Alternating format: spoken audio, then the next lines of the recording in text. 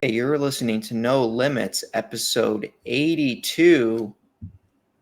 Final Fantasy VII Rebirth comes out soon, and so does Hi-Fi Rush. Shocked face, asterisk, asterisk, exclamation point emoji.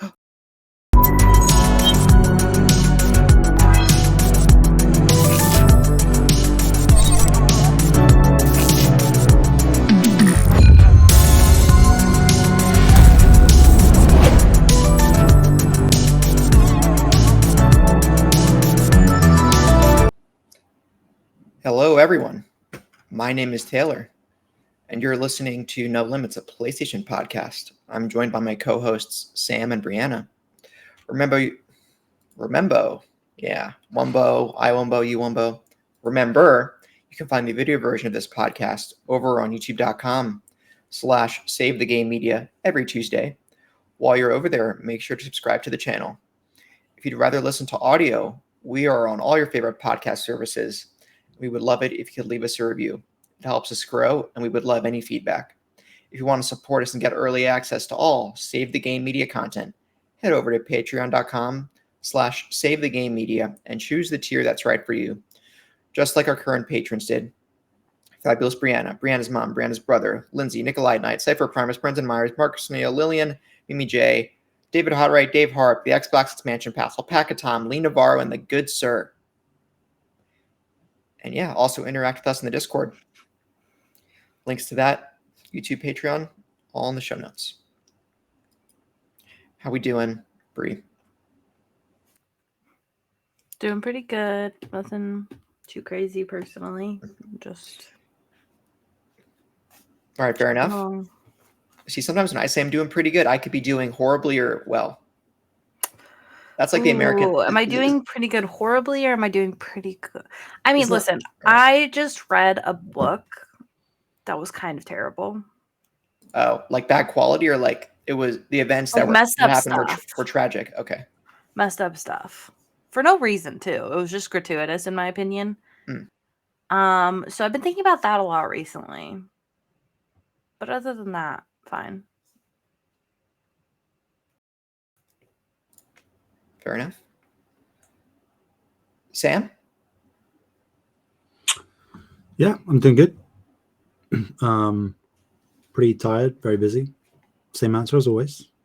Although I am feasibly a week or two away from things lightening up a little bit in terms of workload.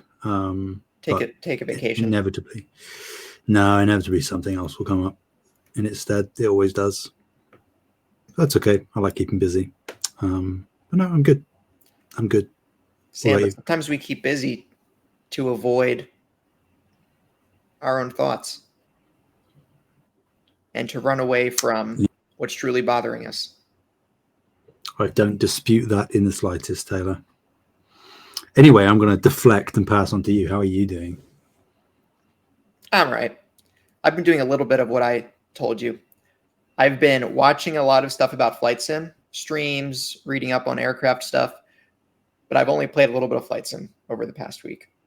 So anyway, outside of Flight Sim, I'm doing all right. Went to a Lunar New Year celebration yesterday. That was fun. Let's see, what food did I try there that I never tried before? Oh, even though it was a Lunar New Year celebration, I had crab for the first time, or like crab where you break it apart crab. So good. I'm still a little caged about breaking apart crab. Yeah, I don't like the pulling the meat out of the legs part. Snappy, yeah. But actually, it's pretty satisfying. But it's just a lot of work, and also kind of gross that you're the action of what you're actually doing. I don't like, but I do like the snap. It's a very satisfying sound. See, if you have crab cakes, you get to avoid all of this. So it's my position. But I haven't had crab in such a long time, and I've actually been craving it recently. But it's so expensive that it's hard to justify. Yeah, seafood expensive. True. Yeah. It's I could buy sushi, or I could go get crab. Sushi. Yeah. Every time. Without imitation crab, right? No, it has. As my dad calls it, K-Rab. Nice. You guys been playing much? I've been reading much. I'm now at 20 books for the year. Oh my god, this is like Kevin levels of video game progress, but in books. Mm-hmm. Yeah. At least I'm spending less time on social media and doing something, I guess. But yeah, I've been reading a lot. But I have also been playing games. I haven't played it for a few days. But I have been playing Death Stranding still. I made it to there's like a part, I won't spoil it too much. There's like a part that you like go around a mountain. And then there's 2 cities, and then you have to get to a 3rd city. I'm in between that, where it's like you're at the 2nd city, and then you have to go to the 3rd city, which is the big city. Which I think is either chapter 5 or 6. I can't remember. That sounds right. Cool. So, Yeah. yeah. Now I'm gonna take a break before I go to the 3rd city and build more roads, because that's basically all I'm playing the game for, is to just build roads. Mm-hmm. It's addictive. Mm-hmm. Yeah. Sam, have you been playing anything?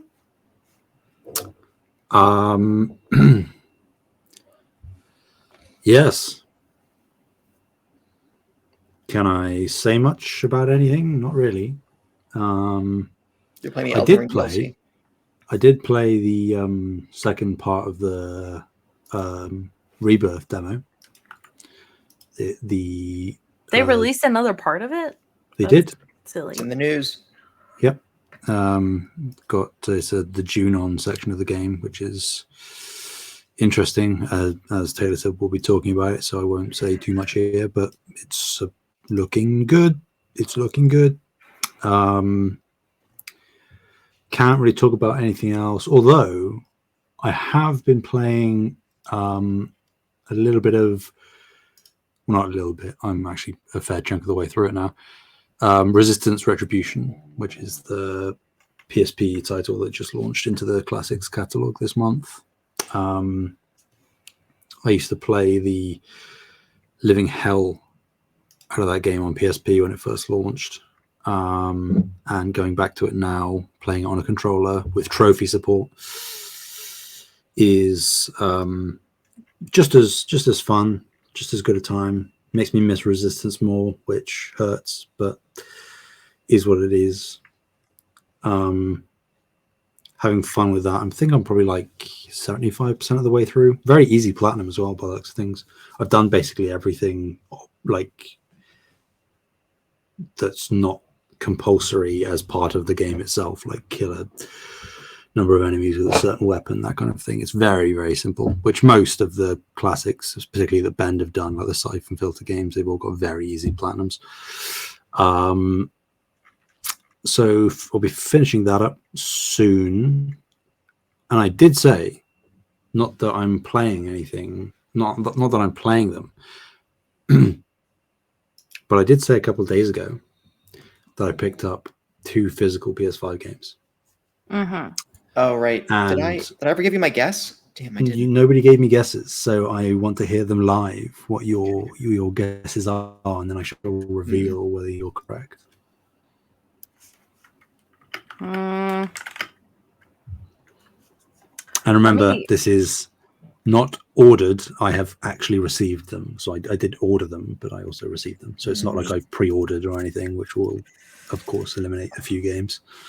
Yeah, and I'm assuming that they're both on PlayStation. They are, yes. I wouldn't buy physical games otherwise. I'm a heathen like that. Can I ask if they're PS4, PS5 games? They are PS5. I don't buy physical PS4 anymore.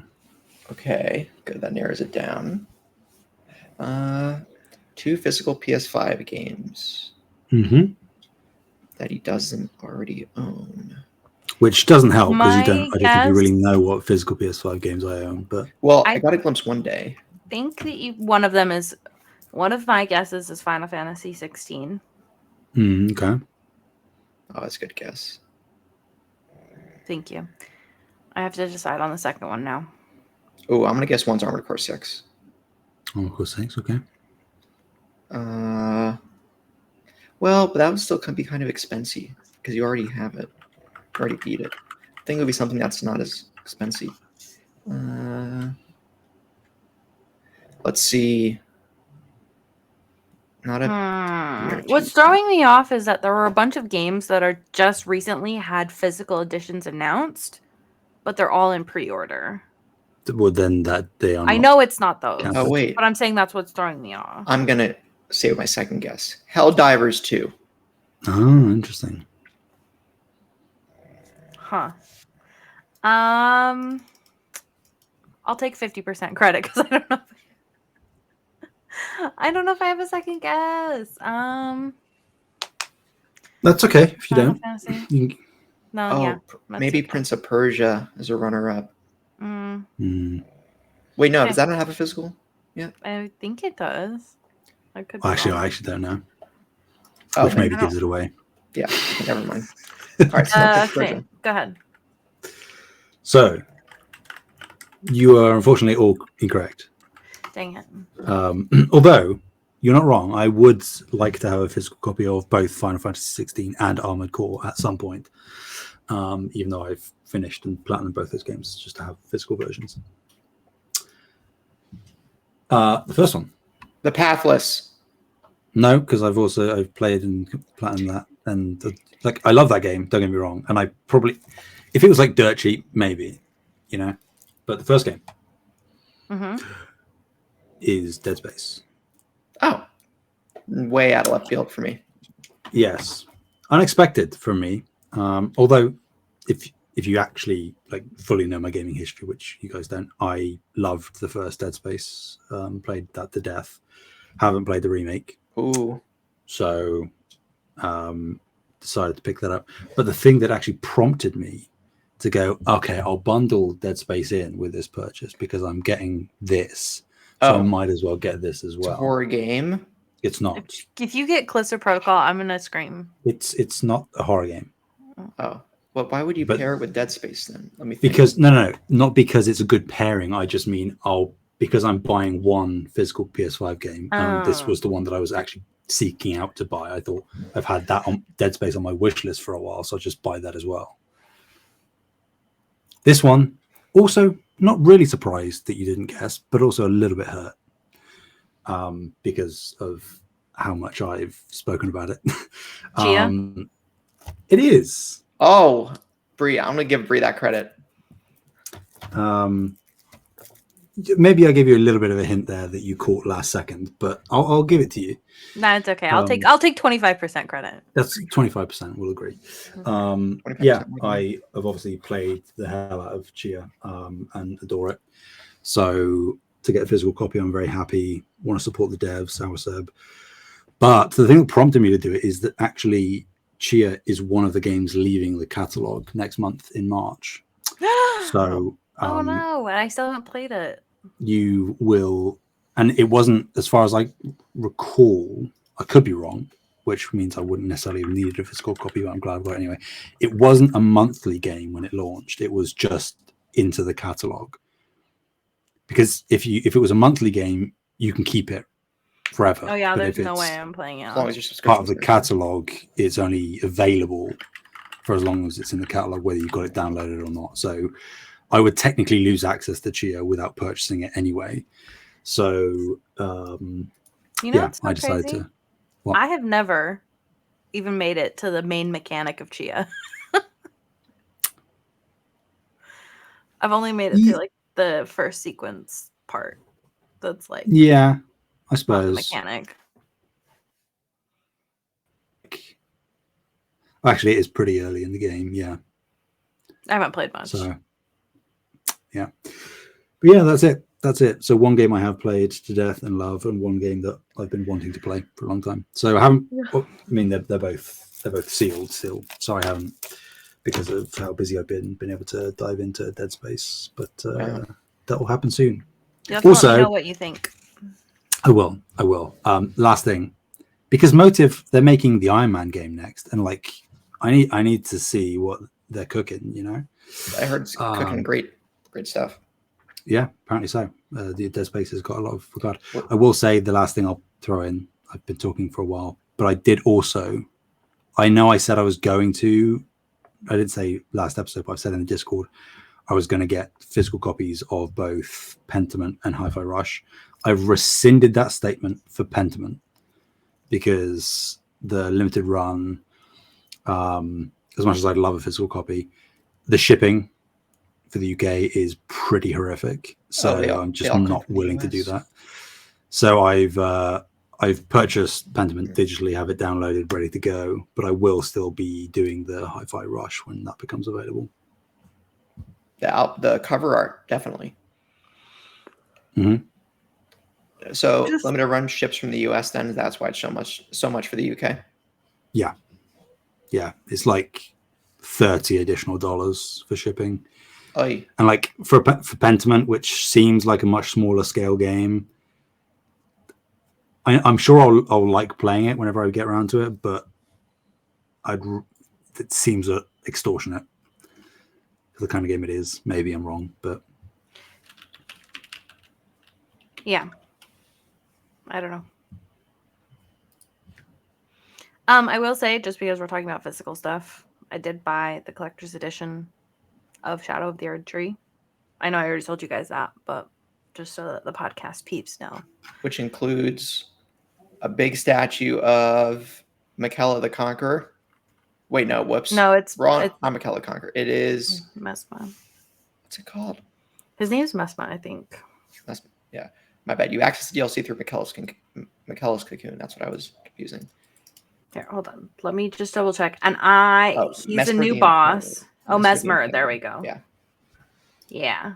And I feel like he might be Melania's kid, but I hear all this stuff about there's a Melania fight that's really hard. That's all I hear about Elden Ring nowadays, man. You haven't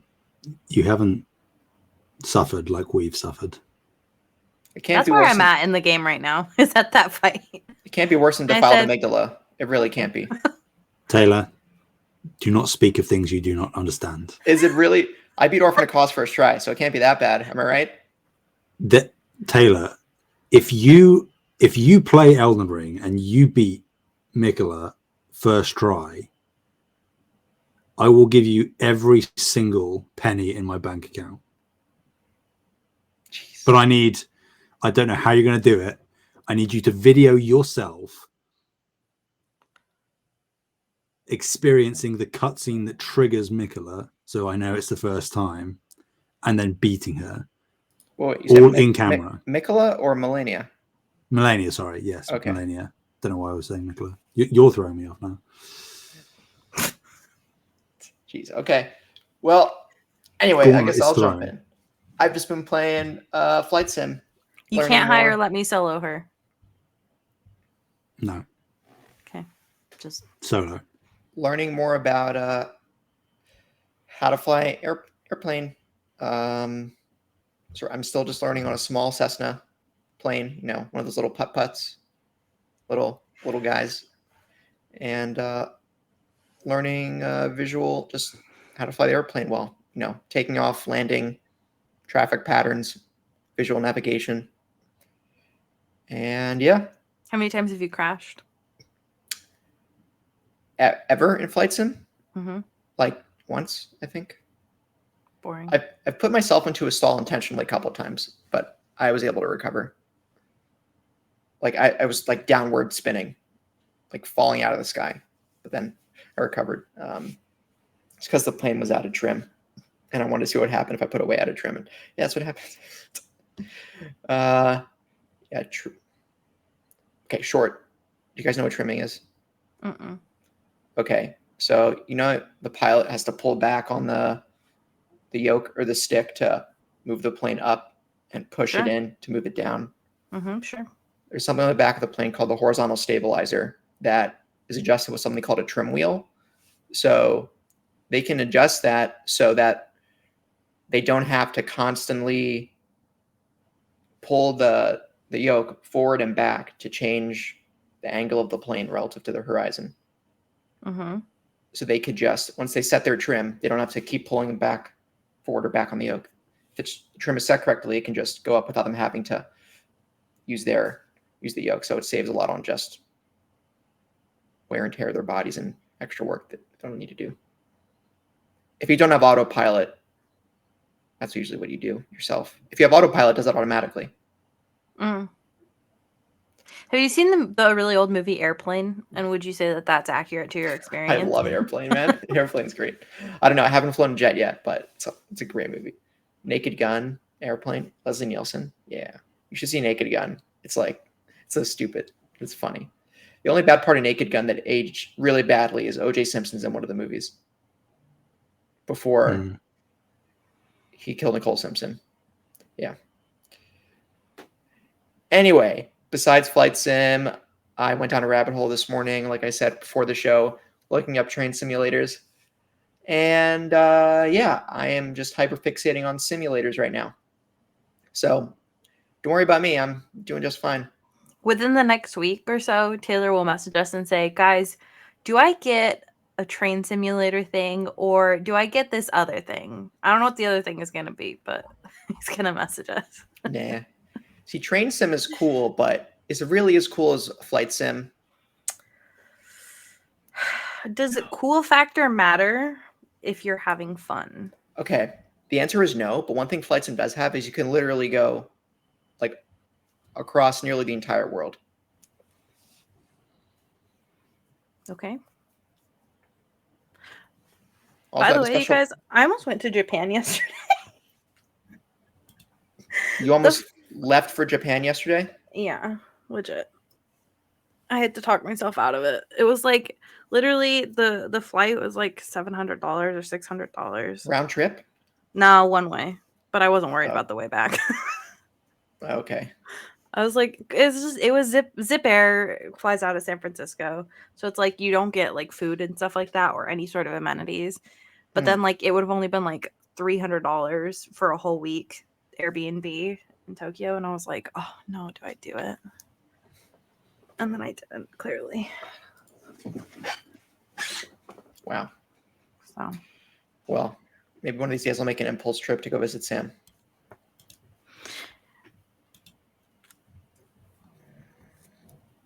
I have nothing to say to that. What? Come on. Sam will be like, I'm so busy, you guys. Mail that day. See? You're ill that day. You better... I need a creative excuse.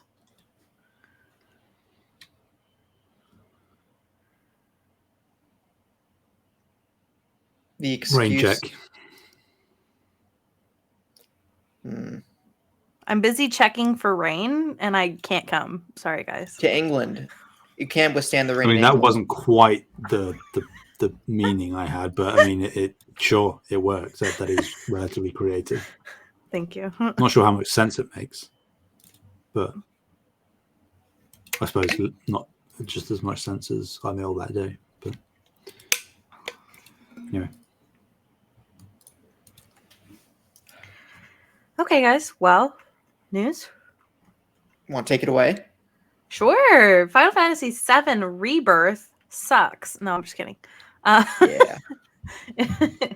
It is a massive hit. It's got 93 on OpenCritic, and the demo received an update on February 21st that added the new dawn of the new era section in Junon, which appears much later in the game than the first part of the demo.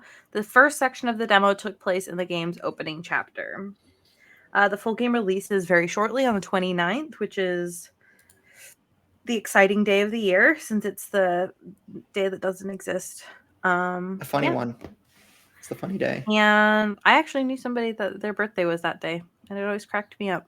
So they're only like, what, 4 or 5? 6? Yeah, I think he's a little bit younger than me, so I think he's turning like 6. Yeah. So nice. Please be excited. I am the wrong person to be. Let me say that this way. We don't have good Final Fantasy VII representation right now on this podcast. This is from Ryan Dinsdale from IGN, just in case.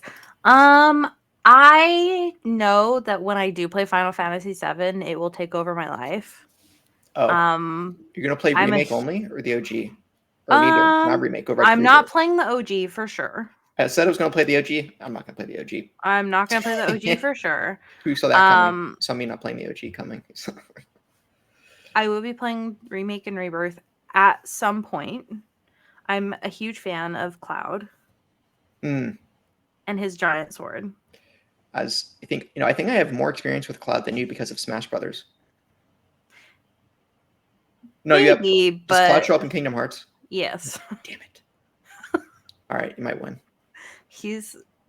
I literally, the moment I saw him, the first time I played Kingdom Hearts, has to have been a transformative moment for my life, where I was like, dudes with like white hair and really light blonde hair.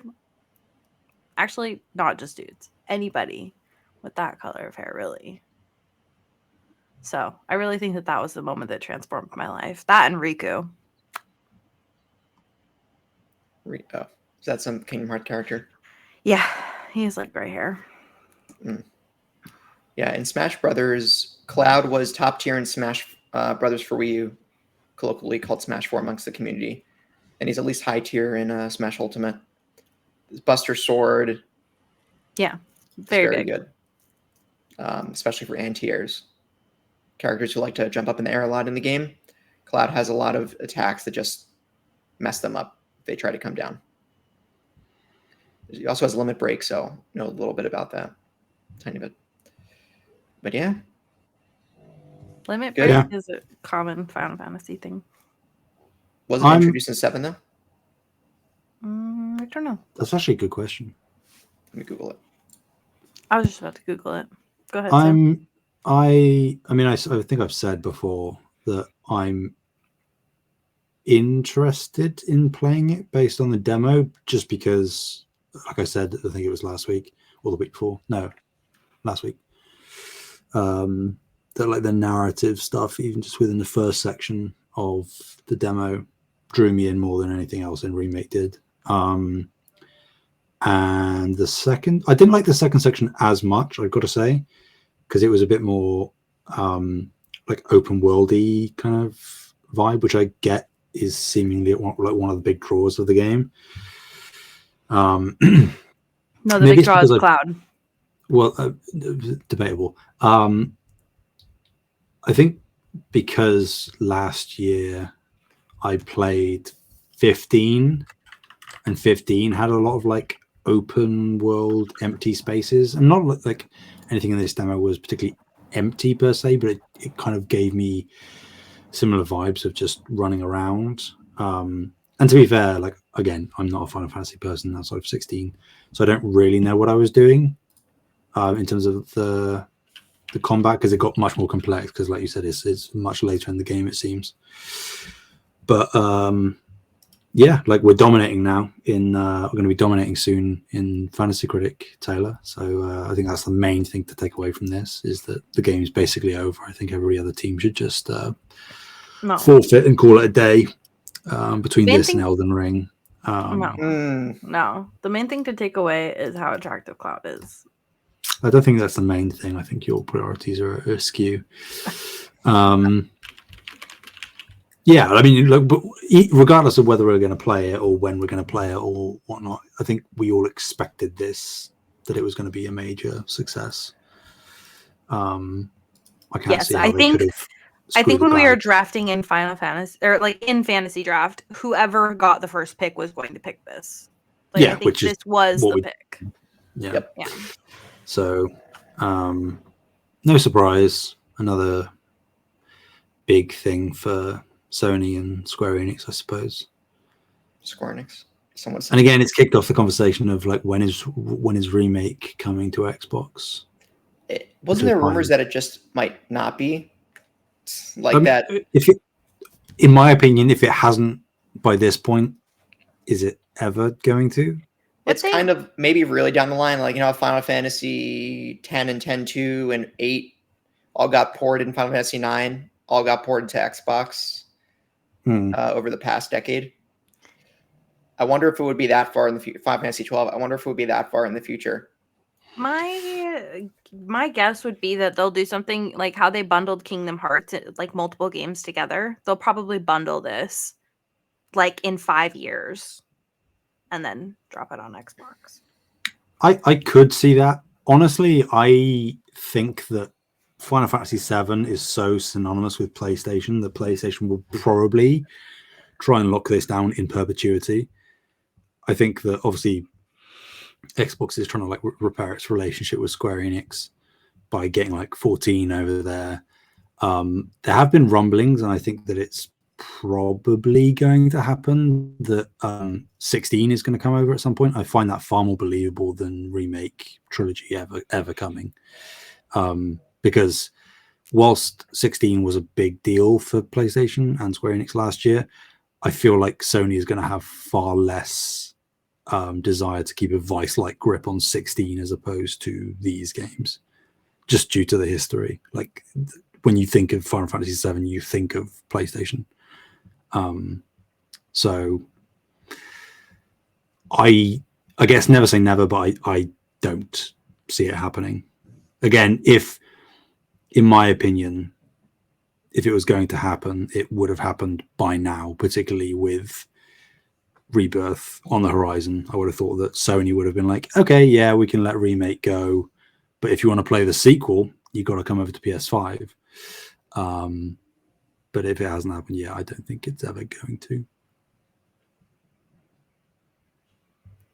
No loss for me. I don't even have one. Yeah. No what for you? I said no loss for me. Oh. I don't have an Xbox, and I don't want one. Well, you have a PC. That's an Xbox. Exactly. Why would I get an Xbox when I have a PC? No, you do have an PS5 Xbox. is an Xbox now at this point, basically, as well, isn't it? So that's what I'm saying. You have an Xbox. I don't. I have a PC. But they're beyond the platform now. Every screen is an Xbox. Your PS5 is an Xbox. My fridge is. People put pregnancy test on it. Sorry, put Doom on a pregnancy test. Have you seen that video? I did. Yeah. I did not. Not shocked, but also shocked. The point just is, imagine if like you had somebody use it but didn't tell them that Doom was running on it. So like they use the test and then they go to check it and they just see like pixelated demons running at you on the screen. You're like, oh my god, I'm Mary.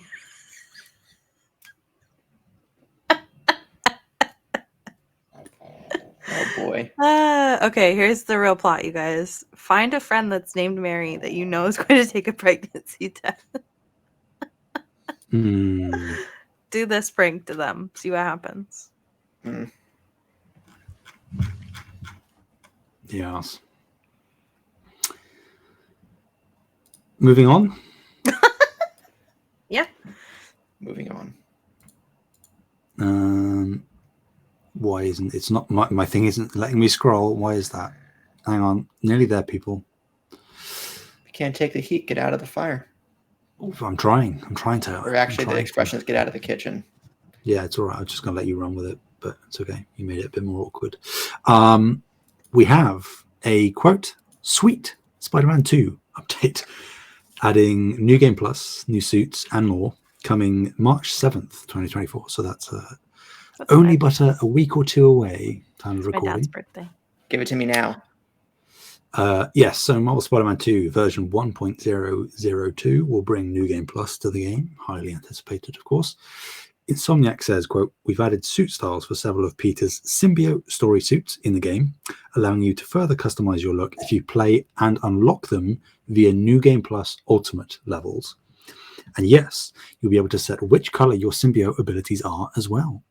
But we couldn't just stop at new styles. We know how much you all love when we add suits with no additional cost to the game. You're in luck. We've brought Marvel's Hellfire Gala suits to the game for both Peter and Miles. Peter sports the design created by Russell Doterman, and Miles gets his iconic look from Bernard Chang's gorgeous Hellfire Gala variant cover for Miles Morales Spider-Man number 8. He continues, and you want to show off those looks as much as possible with our updates to photo mode, including action figure mode, which the concept in my head sounds pretty cool, actually. You could like bend each limb in photo mode, you know, like actually put them in custom poses. That's what I assume it is. And stickers. You'll also be able to change the time of day once you complete the story, allowing you to get all those cool photo mode shots with just the right lighting. Also, just being able to free roam, swing around with rainy night or something is, I think that's more important than photo mode. But anyway, he continues again. This update also contains some major updates to accessibility. We've added audio descriptions and screen reader to the game. We know that these features were highly anticipated, and we're thankful to the community for giving us a little extra time to ensure they were polished and ready to be released. We also have additional features like cinematic captions and high contrast outlines, among several new features added to this update. They're also excited to announce that there are an additional 2 new suits for Spider-Man 2 that Insomniac Games, Marvel Games, and Gameheads have partnered to create. Early access to the Fly and Fresh suits will be available for $4.99 starting March 7th, and will continue through April 5th, 2024. And continuing through April 5th, 2024, PlayStation will donate 100% of that purchase price, $4.99, of each Flying Fresh suit pack in the United States purchased to Gameheads, up to a maximum of $1 million. Gameheads, for those that don't know, is a non-profit that helps develop diverse talent and bold new voices in gaming, training students for the tech ecosystem and preparing them for college, career, and civic life. They serve particularly low-income and underrepresented students from 15 to 25 years old in 15 different states, with Honolulu and Atlanta expansions. They have commented, this is something that not a lot of people have noticed, but just to be clear, the Flying Fresh suit pack, which adds these additional 2 suits, will be available at no additional cost to all players at a later date. So yes, you can buy into them with early access, but people just thought you have to pay for these suits regardless. You don't. They will be available to you for free if you just wait and don't want to contribute to the charity, which is like a bit sus. Anyway, the pack includes the Fly Fresh suit for Peter, the Fresh suit for Miles, 10 photo mode stickers, and 2 photo mode frames. All of this is coming from James Stevenson at the PlayStation blog. Thoughts? Finally, I can shoot black webs with the black Raimi suit. Mm-hmm. I've been asking for this for months, Insomniac, and you've just waited and waited, and you're lazy, and now you find... No, I'm excited. I'm excited to do that. I'm excited to pick my web colors. Excited for new suits. When I initially read this, when they said ultimate levels, I thought there's going to be like new levels to play, but no, it just means I think character level on the ultimate difficulty setting, New Game Plus. Yeah. And Sam, could you explain what Hellfire Gala is? Yes, it's not anything particularly special or interesting. It's a event that is held in the fictional Marvel universe that typically sees those attending mainly superpowered beings dressing up in suave, demure, expensive, flashy outfits. It's like a fashion thing, a fashion show. Imagine Marvel heroes going to a fashion show and dressing accordingly, and that's what Hellfire Gala is. So it's like there's more to it than that, but that's the basics. So there are you can see pictures of all 4 suits on the PlayStation blog. The comments on this. Weirdly, I think Miles's suit is more fitting to the theme than Peter's, because Peter's just looks like a dope new black and red suit, whereas Miles's actually is like a suit, which is more in line with what Hellfire Gala is traditionally. Right. But obviously, they are both from Hellfire Gala, either variant covers or actual comic runs. So, yeah, they look good. I will say, I'm, I guess, not overly surprised that this might be all that the update includes, considering the hack and stuff that might have sort of it certainly did push them back in terms of priorities and what they were working on.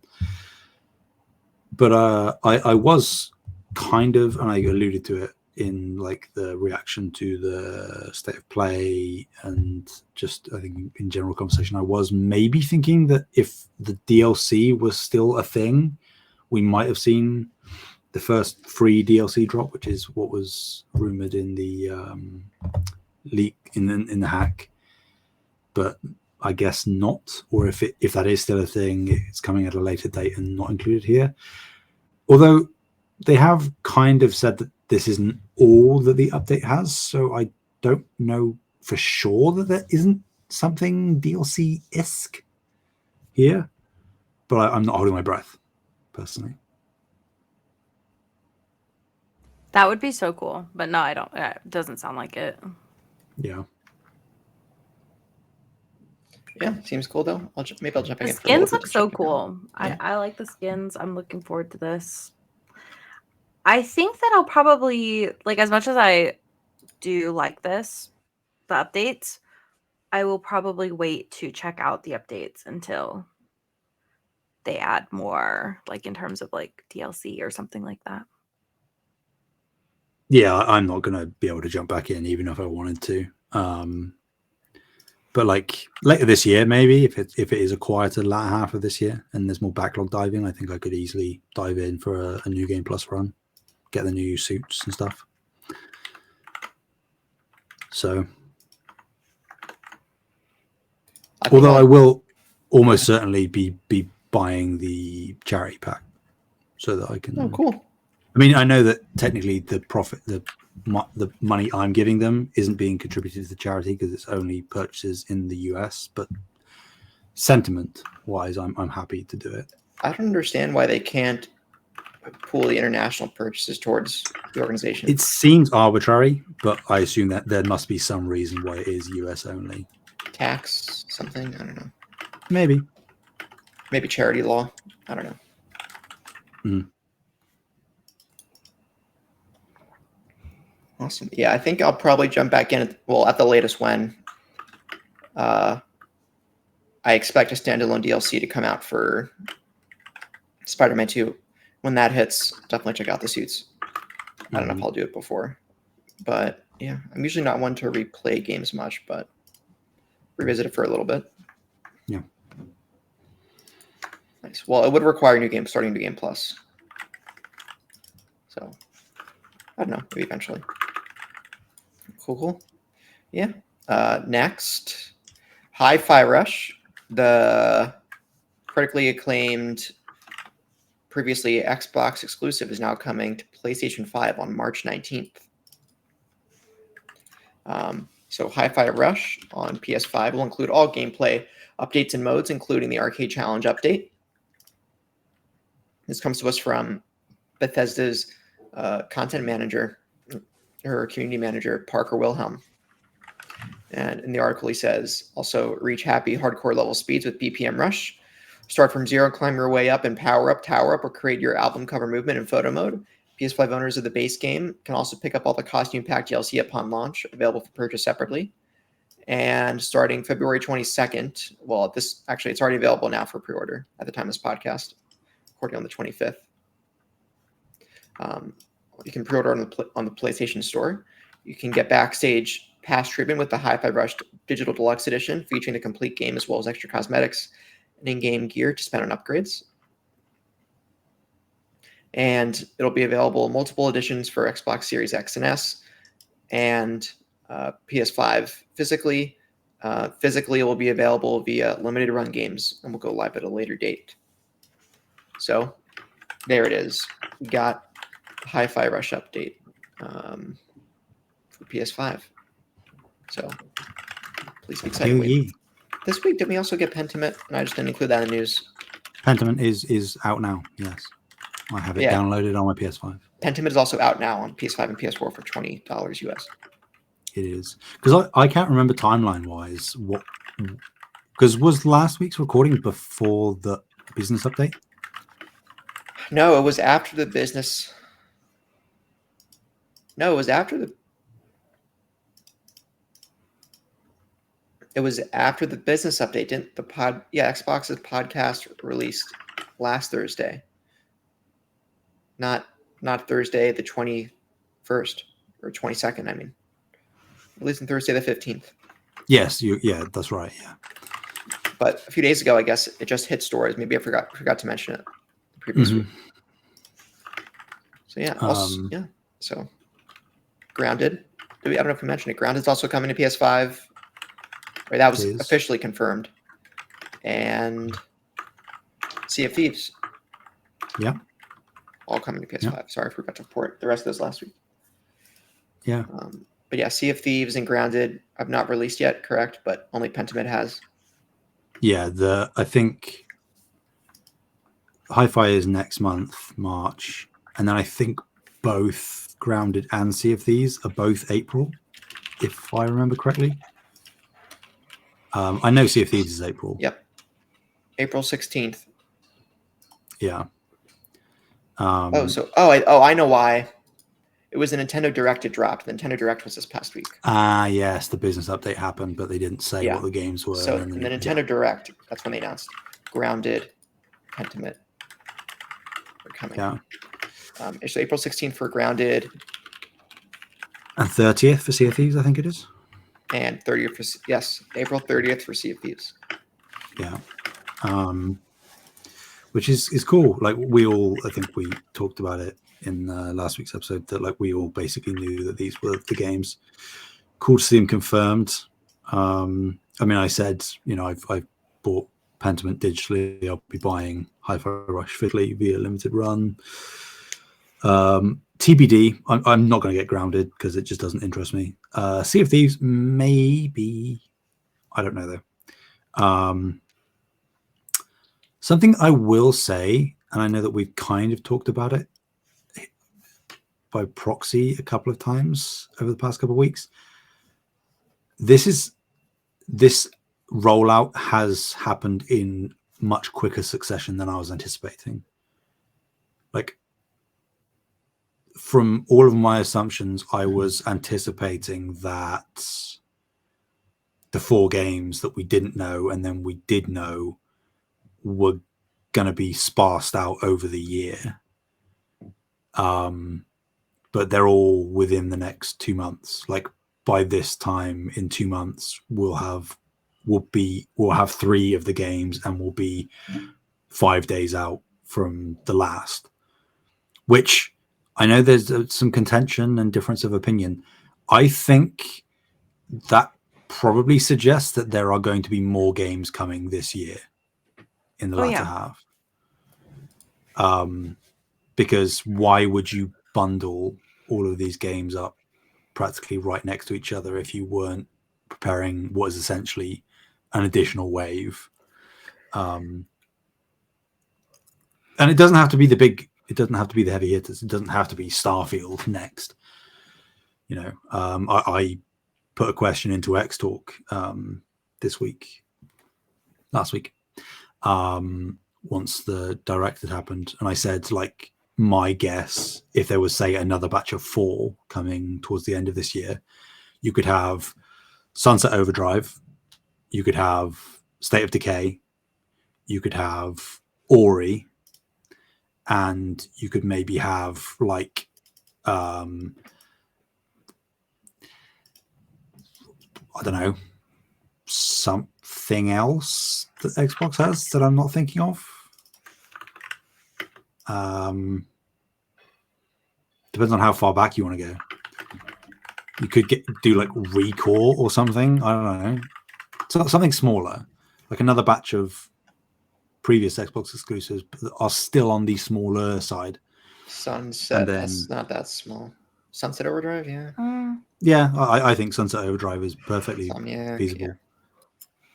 Because Sony own the IP now, and obviously they own Insomniac. So it's just a matter of the publishing rights with Xbox. But if Xbox is going more third party, then why would they have an issue publishing the game elsewhere. So that's my anticipation. That's how I'm reading this news. I could be wrong, but I don't think I am. I expect to see more games from Xbox on PS5 before the year is over. Yeah, I would say that this feels like very much two things. One, this feels like they're ripping the Band-Aid off, getting them all out of the way. And two, this does feel like it's like this is the first wave. There will be more waves to come. Yeah. It's like, you know, in video games where you have like those waves of enemies where it's like the first wave is you're like, wow, that was really easy. It was quick and easy. That's where we're at. We're at that. And then we're the at that. This shadows was on the quick and easy. horizon get darker, and you're like, oh god. Yeah. Yeah. That's where we're at right now. Master Chief Collection, that could be a fair one, actually. I think Halo Infinite multiplayer. That too. That could also work. Makes sense. Live service, free to play. I cannot stop yawning. All these boring Xbox games just getting you tired. Wow. I'm glad you said it. I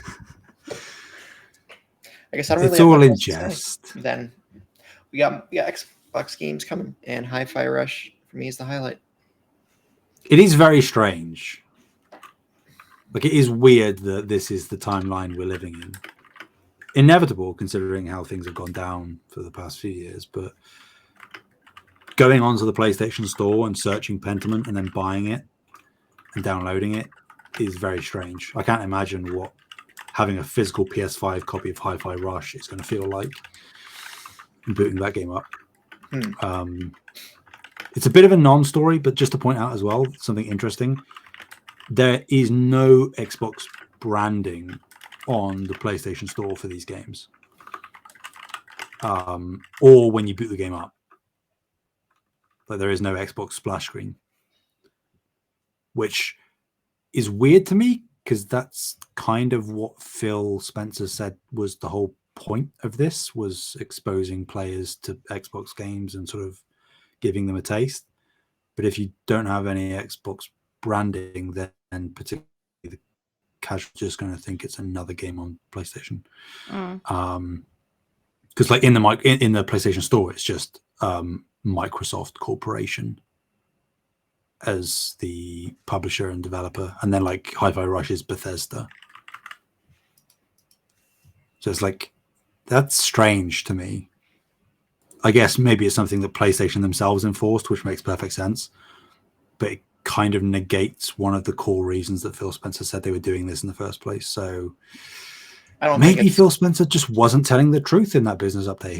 Who knows? No, I really think it's a mountain out of a molehill. I don't really think it matters. It doesn't matter, but it's an interesting thing to point out. Because you would have thought at least there was an Xbox Game Studios splash screen when you boot the game up. Right. In the same way that like MLB has a PS5 PlayStation Studios splash screen on Xbox. But no. I don't know. Please be excited. Have fun with it. Please do. Support the devs. Buy the games. Support the devs. Yeah, because they don't get support from the other platforms. So yeah, you might like Pentiment. There's a good chance, yeah.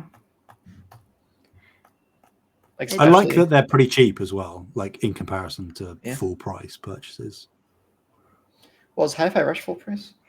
No. It's like under $30. Well, we just read it. We just read it literally in the news. Hi-Fi Rush is. Nope, I didn't include the price in there. It's under $30, or it's $30, I think. The thing is with my PC, I could buy these games on PlayStation, or I could just pay for Game Pass for a month. That's what they want you to do. They want you to do, though, Brie. That's what they want you to do. Yeah. Is pay for Game Pass for a month. Yeah. And then you forget about it, and then a month turns into 2 years. I don't forget about my subscriptions. Good. Yeah, neither do I. There was you guys don't watch basketball, but the other week there was a glitch, I think, on the NBA's website. They were offering their premium League Pass subscription, which lets you watch any game at any time, regardless of where it's broadcasting in the country. And there was a coupon code that had 100% off subscription for 12 months. Damn. And I saw it. There was a Wario 64 tweet. Got it, redeemed it, canceled the subscription immediately so it wouldn't renew. And then two hours later, the code didn't work for people. So you got it? I got it. Nice. Play the system, cancel the subscription, do it. Actually, my PS Plus subscription, I think, runs out in March. The only reason I'd keep it is for stupid cloud saves, which is a really good reason, unfortunately. Mm-hmm. I keep it because I play games with it. Yeah. I don't. Oh, well, Alan Wake Remastered. I'll give it that, all right? Got me through all the Alan Wake Remastered and DLC. Don't remind me about that game. It's a good game. DLC is great. Mm-mm. I don't know about the DLC. I couldn't make it through the main game because I got too mad. Sam, am I crazy for saying the Alan Wake Remastered DLC is just better than the main game? Simply a fact. I mean, devoid of American Nightmare, yeah. Okay, American Nightmare is separate. I consider that separate. But yes, outside of that, yes. Yeah, American Nightmare is very mid, and it's probably not.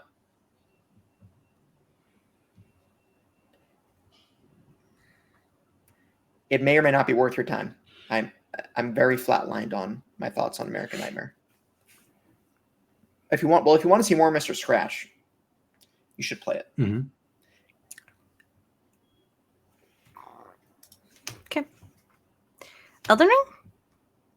Yeah, it's a good time for you to be reading this story. Yep. Elden Ring Shadow of the Erdtree DLC has a release date now, which is June 21st. The DLC will be $40. It looks like it's going to be a huge expansion. So From Software's major new expansion to its 2022 open world action RPG promises an all-new story with new enemies to face, new weapons, armor, and spells to equip. After more than 2 years, Shadow of the Erdtree will send players somewhere new, the Land of Shadow, for what promises to be a challenging adventure. From Software's DLC typically contains the developer's hardest bosses and enemies, so expect a major test of abilities, especially since Melania was in the main game, and I'm scared now. According to the game director, Hidetaka Miyazaki, that new land is an entirely separate and physically separate map that technically occupies the same space as the lands between. In other words, expect an alternate reality version of the world, similar to Dark Souls' Artorias of the Abyss, and Bloodborne's Old Hunter add-ons. Miyazaki also told Eurogamer that the Land of Shadow is From Software's largest expansion to date in terms of overall volume. He says that Elden Ring players can access Shadow of the Erdtree's Land of Shadow by visiting Miquella's Cocoon. In addition to a new land, Miyazaki says will be filled with large-scale legacy dungeons as well as small to medium-scale dungeons. Players can expect new boss battles, new types of enemies, new armor, weapons, and other equipment. It will also feature new story elements and NPCs. There will be a Shadow of the Erdtree edition, which will include the DLC and base game together for $80. That's a great deal. There will be a deluxe edition, which includes the base game, the expansion, digital art books, and digital soundtrack for both the game and the expansion. And then there's a collector's edition, which is $250, which includes a voucher code for Shadow of the Erdtree expansion, a 46-centimeter statue of Mesmer the Impaler, who is a new flagship character for the DLC, and a 40-page physical art book and digital soundtrack. This comes from Michael McWhorton and Polygon. Yay! Yeah, so again, Fantasy Critic is basically done. I don't even want to hear about Fantasy Critic right now. I'm just so excited about this game, you guys. Yeah, but Fantasy Critic though. Yeah. I'm so excited that you guys are like so into Fantasy Critic now that I'm not part of the team. That was Kevin did that, and I didn't. And you didn't say I'm anything. just saying, it looks like we're doing better without you, Bree. So Yeah, I know you are. 9 Souls didn't come out. Don't forget. Yeah. Never forget. That was the least of our problems. So this Elden Ring DLC, considering it's twice the price of any other DLC FromSoft has done before, right? The Old Hunters and Notorious of the Abyss were $20 each, I think. And I think I thought they were 30. No, Old Hunters was 20. I know that. I think it's also more expensive than any of the Dark Souls 2 DLCs. So it looks like it's going to be gigantic. Over or under, you think 25 hours to complete the DLC, or I should say when I say complete, not 100%, but to beat the major stuff. Well, do the major stuff in the DLC. Over under 25 hours, I wonder. Well, I mean, skill dependent. Yes. Skill dependent. I would imagine 25. Oh, that's tough. My guess is it's going to be over 25 hours solidly.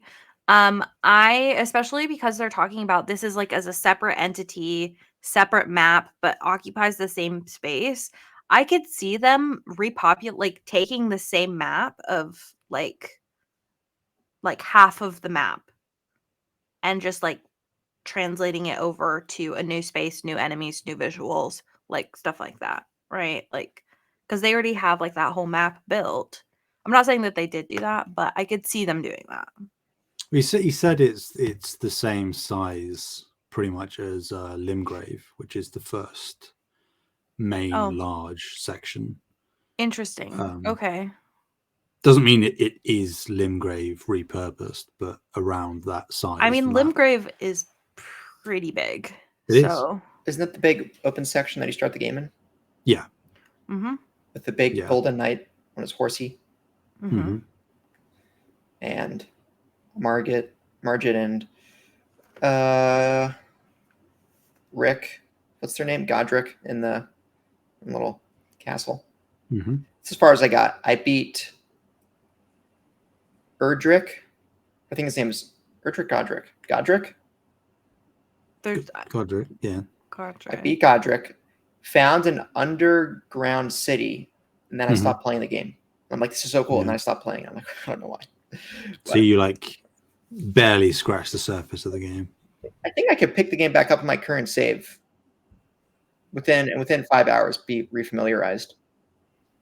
Oh, I'm sure. But there is my sweet summer child. So much. The map is probably 3 times bigger than you think it is. But I did go down to some really like spooky area to get some weapon. I think I teleported there with some circular. I stood on some circular disc and it sent me there. And I think I got a weapon called the Bloodhound Fang. Mm-hmm. And there was some mini boss for that. And that's all I remember. There is just nothing quite like the experience that was playing Elden Ring and like slowly seeing the map get bigger and bigger. Yeah.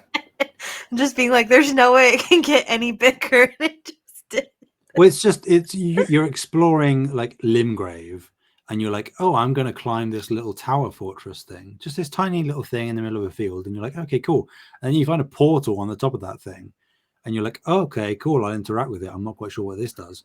Immediately get teleported, and you arrive in the capital city up in the Altus Plateau.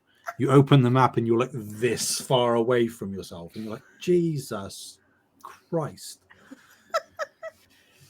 I did not do that, but I don't know how they do it, man. That game is incredible. Well, I think Melania's towards the end of the game, so I think you're really close, Bree. Because my coworker said, I'm having a lot of trouble with Melania. And then he said he beat the game on Thursday. And he said he was having a lot of trouble with Melania last week. Yeah, she's pretty close to the end. And the DLC, like most FromSoft DLCs, it's positioned for you to play it in late game. Yeah. I have a lot of stuff that I can do, like a lot of stuff that I can do left in Elden Ring. One of my biggest things is, especially with Elden Ring, it's Ted. Hi, Ted. He's so Audio cute. listeners, Sam has Ted with him right now. He's joining for a second.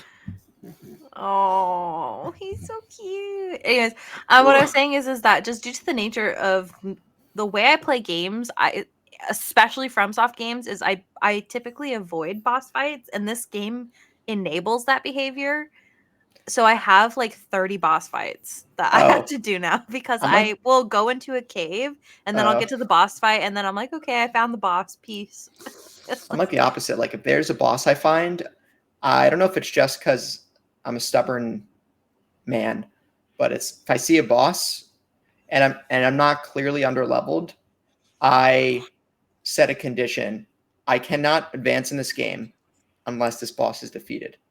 Whether it's that day and I come back to it a few days later, I will not do anything else unless it's like in Bloodborne, farming for blood vials. But in Elden Ring, you don't have to do that because your healing is replenished like Estus upon death or sitting at a tree. No, what do they call the spots in the Elden Ring that are not bonfires but bonfires? Oh, Sites of Grace. Right, Signs of Grace. So other than that, it would just be go back to the boss, not leaving until it's dead. But man, I guess to beat every boss, what took you? Well, Sam, it took you what, like 100 hours to do everything? Oh Christ! I mean, that's on your speed. On my speed, that would take like 150. I mean, my final game clock when I was done was north of 250 hours, but then I was doing very slow completionist for the coverage, so that's not really a good qualifier for time spent. But I would say, like, if you're going for essentially a completionist run, even if it's not 100%, it's still going to be north of 100 hours easily, I would say.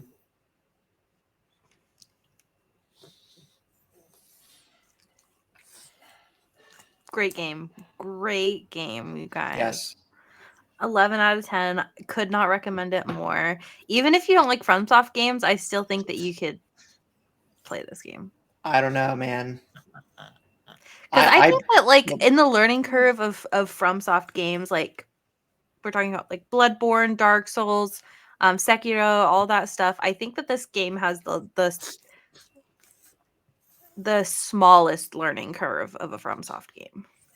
There's still a learning curve, to be very clear, and it's still an exponential, but it's not as unforgiving as the others. And just inherently because you can go off in a different direction if you're struggling with a particular thing. Mm-hmm. Like if you hit a brick wall in any other Souls game, you kind of have to just bash your head against it until you beat it. Whereas you can go off and just do something else in Elden Ring. You'll have to come back eventually, but big fan of stopping. If you're frustrated, stopping, coming back a day or two later, retrying. You'd be shocked at how much more progress you make. Mm-hmm. Unless you're under level, even like an hour to go on a walk, come back. Yeah. Yep. If you I think that's probably like one of the coolest experiences of like going at a boss over and over and over and over again, and you're like, there's no way I can literally never beat this boss, and then you just take a nap and come back and you beat them. And it's because of the way your brain works, right? Where it's like kind of committing the mechanics and stuff to memory, but like having the very first try where you're like, what the hell was that mechanic? There's no way I can do this. And then beating them. Or you don't beat them, but you find out, you understand the pattern, and you chip in. Instead of getting no of their health, you get 20% down. And that little bit of encouragement. So when Kevin's listening to this, Kevin, when you say you don't get it, how we can stick with it, it's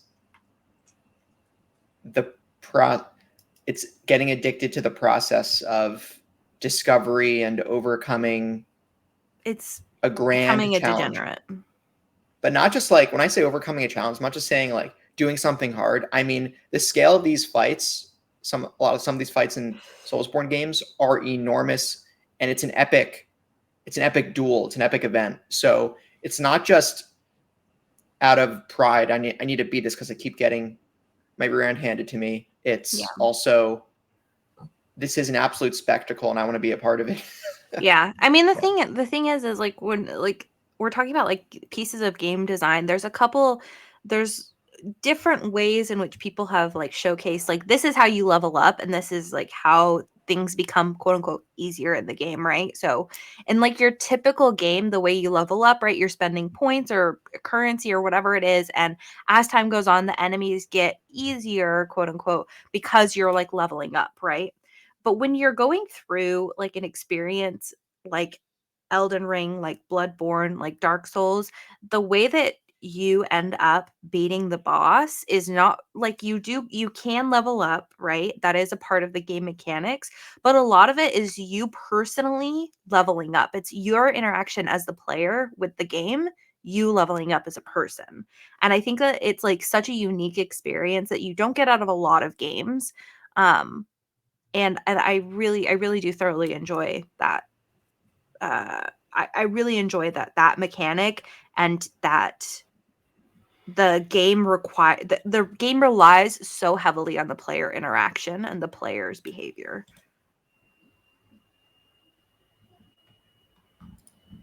Well said. But yeah, that's all the stuff for this week. Nuh-uh, because you missed one. And I cannot believe that you missed one, and I'm really upset with you that you missed one. Oh.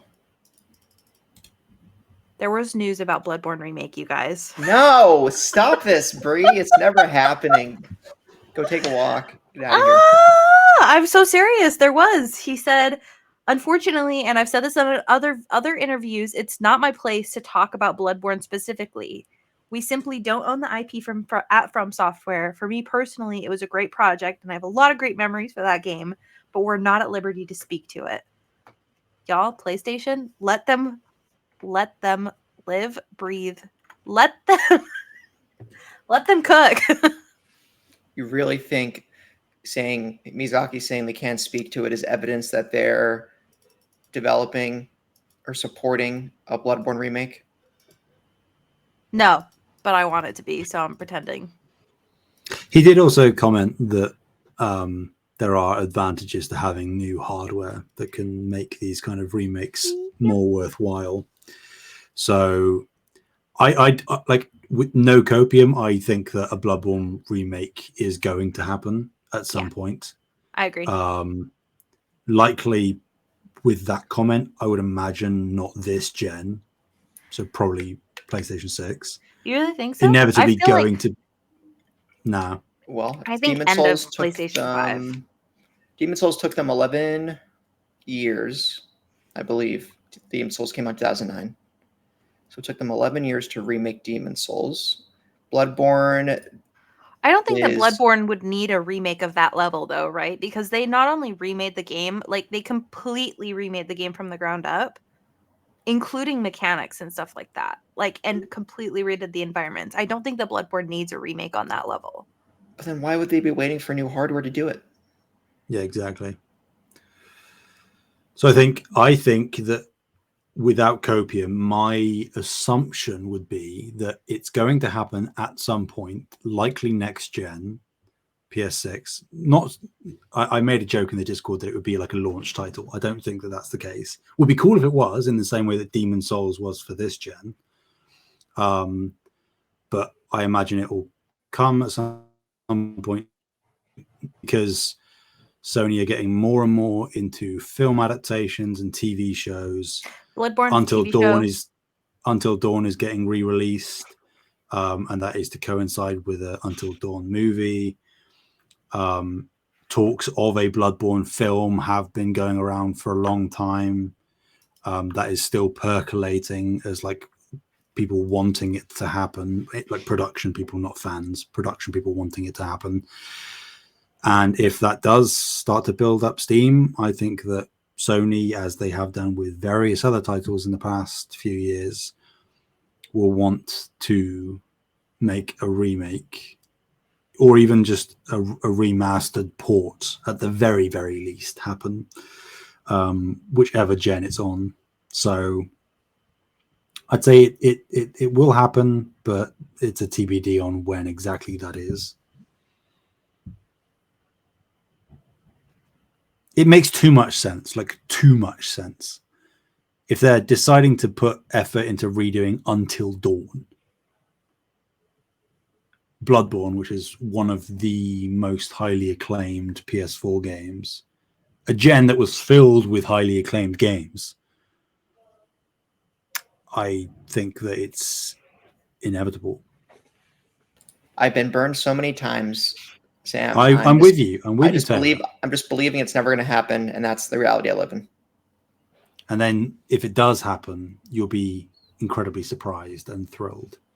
If it does happen, I won't believe it. I'm ready for it. You'll need a verbal confirmation on camera. I need to see the game on the PlayStation Store. Okay.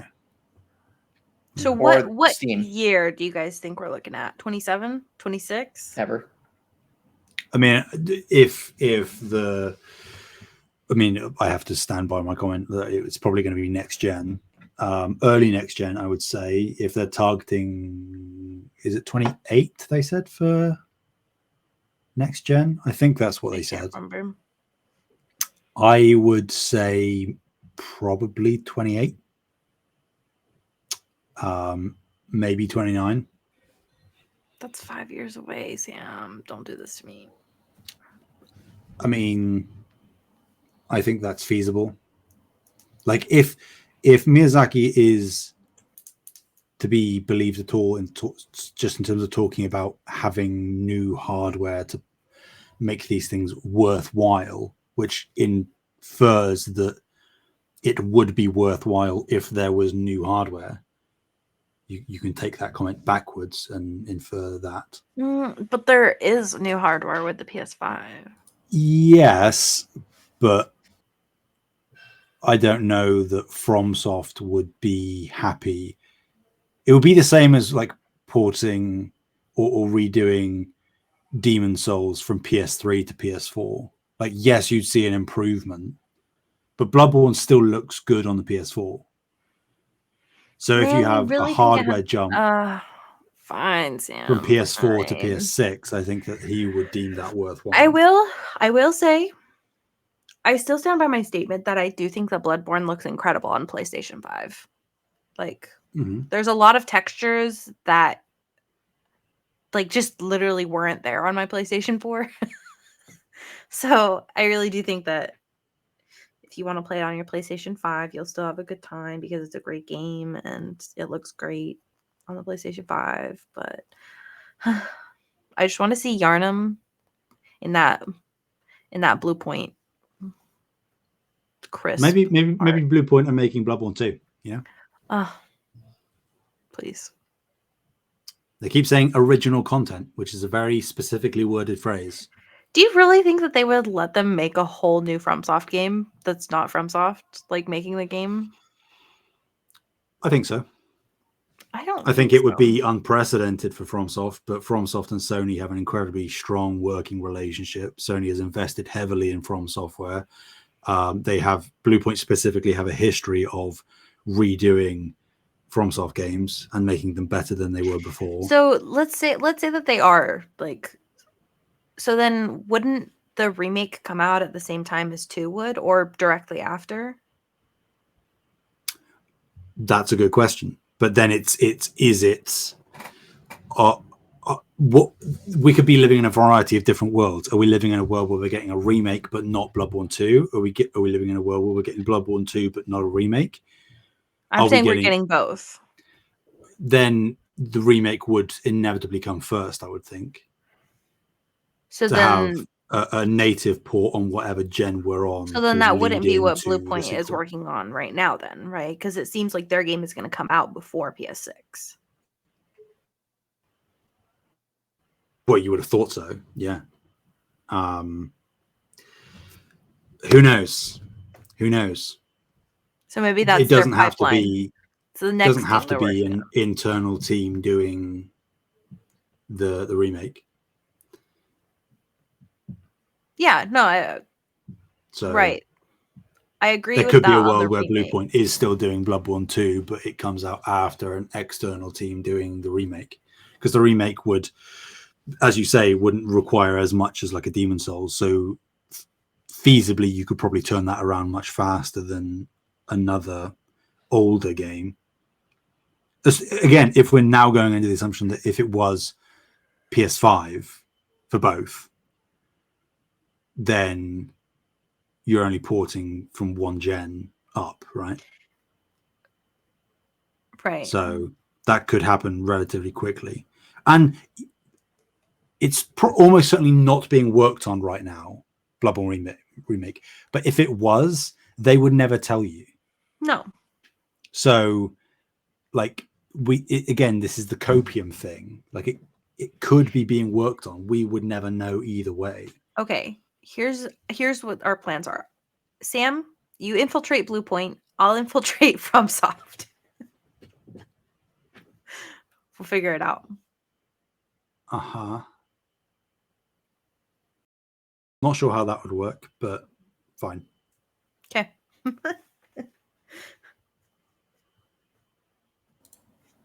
Never happening. Glad we had this chat.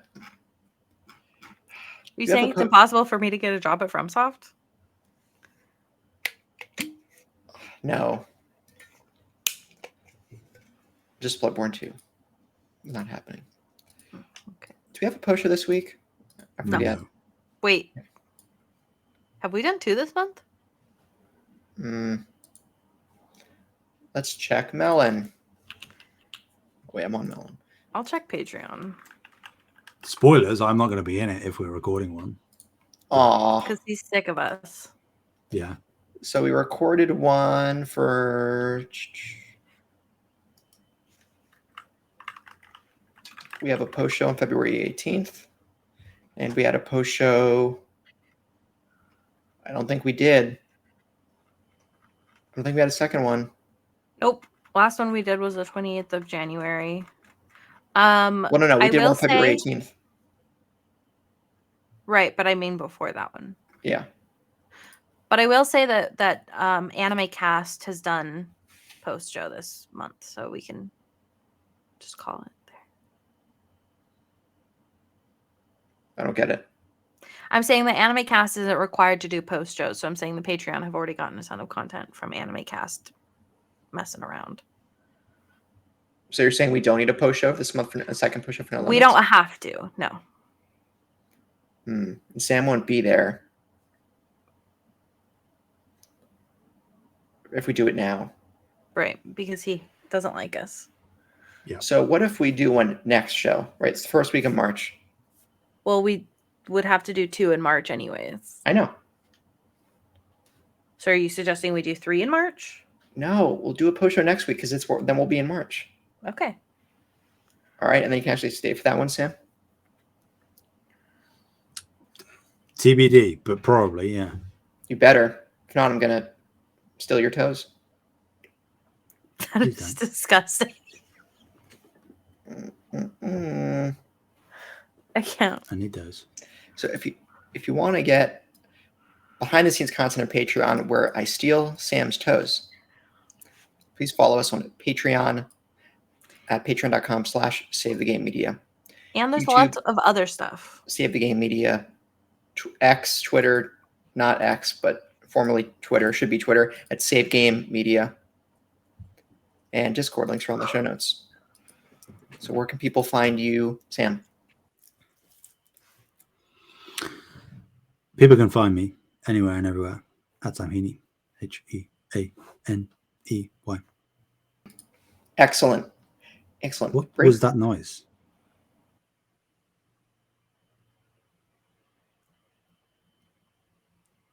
You muted yourself.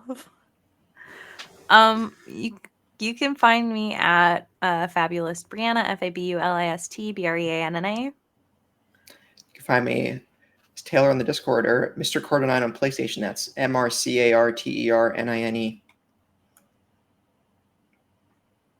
No. Until next time. See you, everyone. Bye-bye.